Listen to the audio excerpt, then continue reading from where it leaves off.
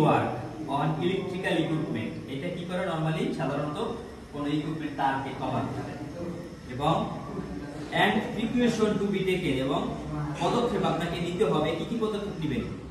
The risk of electric shock, ওখানে যেমন কারেন্টের শক করার কোনো ঝুঁকি না থাকে।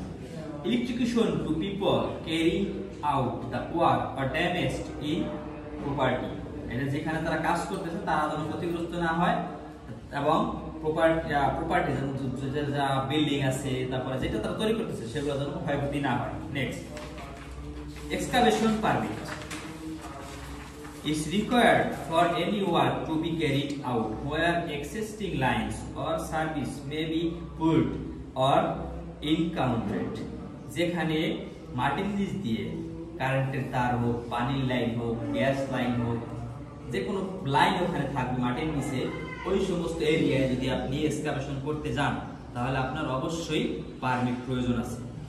এনি এক্সকাভেশন ডিপার দ্যান 0.3 মিটারস, কোন এক্সকাভেশন যেটা আপনার আছে 0.3 মিটার মানে 300 মিলিমিটার 300 মিলিমিটার গর্তে, যেমন এটুকু নিশ্চয়ই আপনি খনন করতে যান, এতে হোক সেটা কোদাল মেরে হোক সেটা এক্সকাভেটর দিয়ে, আপনাকে অবশ্যই পারমিট লাগবে। Excavation activities near existing structure, for example electrical post, buildings, permanent equipment etc. আপনার কারেন্টের যে খাম্বা আছে ওইটার খামের পাশে এক্সকাভেশন করতে যান তাহলে আপনার পারমিট লাগবে। বিল্ডিং এর সাইডে এক্সকাভেশন করতে গেলে পারমিট লাগবে।